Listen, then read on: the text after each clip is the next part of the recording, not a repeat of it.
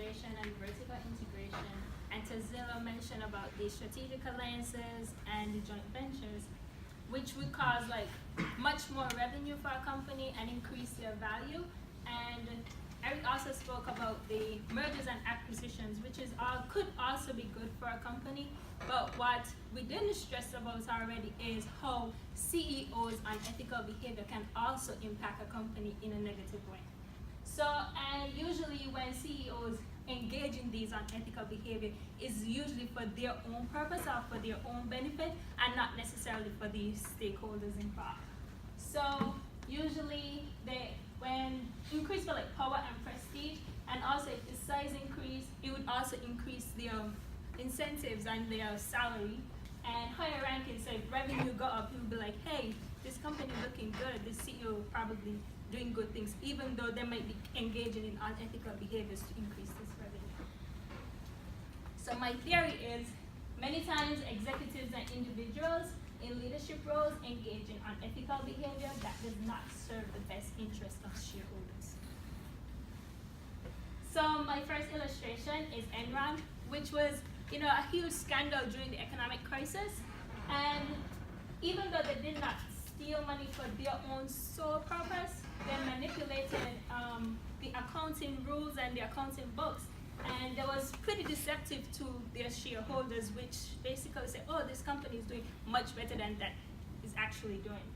So they did money laundering, bank fraud, insider trading, and conspiracy. And I have a little video that could just give like a snippet of it, just like a minute long. Enron used to be the 7th largest corporation in the United States, at one point valued at over $70 billion. As of 1997, however, they started losing money and accumulating debt. Instead of admitting their mistakes and making changes, Enron executives decided to hide the losses through accounting tricks because they didn't want the Enron stock price to go down. Risky decisions kept being made, and the truth was hidden under the rug. As of 2001, however, the media started wondering whether or not Enron was overvalued. This obviously put a lot of pressure on Enron stock prices, which used to be as high as $90.75 per share.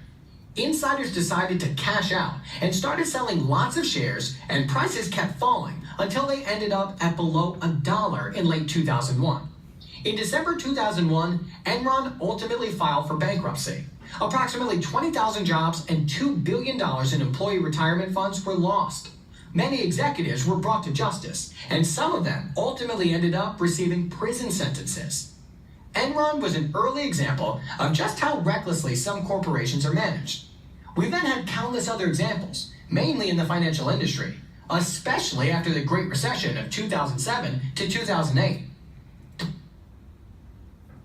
So as we saw from the video, so at the end, a lot of people lost jobs and they end up going to jail. Next. So then my next one is Tyco, and we had Dennis and Mark, who was the CEO and the CFO. So although they did not really manipulate the accounting books per se, they basically stole the company's money for their own benefit and just bought luxurious apartments in Manhattan, jewelry, through luxurious parties, and also took debt from the company, and they did not aware or notify like all the stakeholders involved that they were actually taking loans from the company. So this later in turn happened to be like a grand larceny and securities fraud. So common behaviors that CEOs normally engage in that is unethical is violation to company internet policy. Abusive behavior could be like speaking inappropriately to employees, stealing, and this might sound simple, and this does not only happen on the large scale, but think about it even just like an employee like working in retail. If you clock in for 20 hours, supposed to be for 20 hours, but you put in for 24, that's actually like stealing also. So imagine CEOs doing this thing on like a much bigger scale.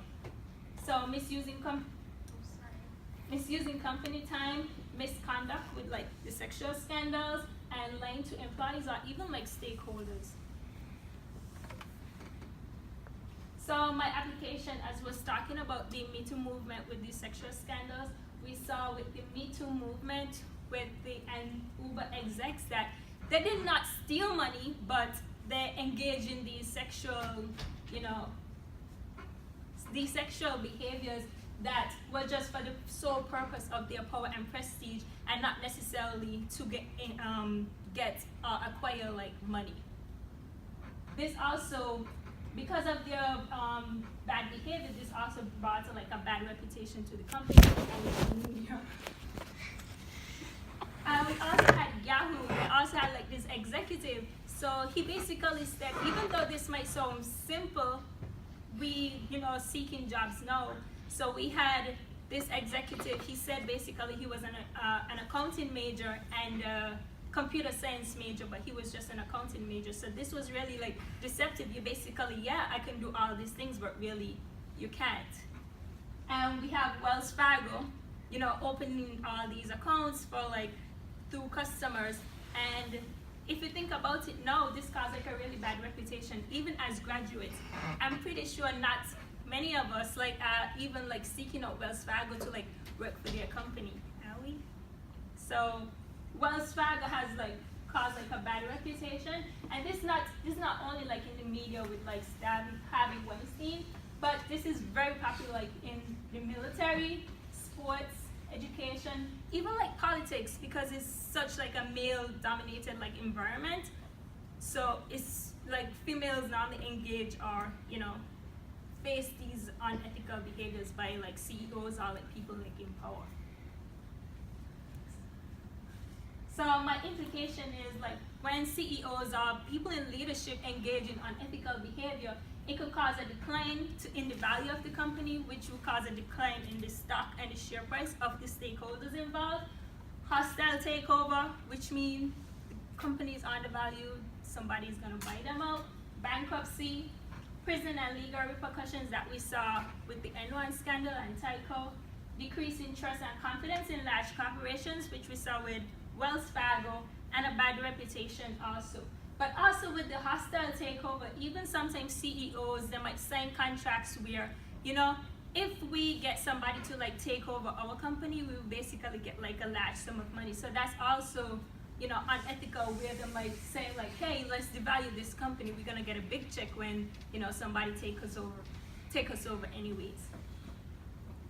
So in terms of like creating value for a company, it could be good with vertical integration and horizontal integration, and also strategic alliance and joint ventures. And merger and acquisitions can be good if done under the right conditions, but we also have to take in consideration of the companies that we're working for and how CEOs' unethical behavior can also impact, the culture of the company. Thank you.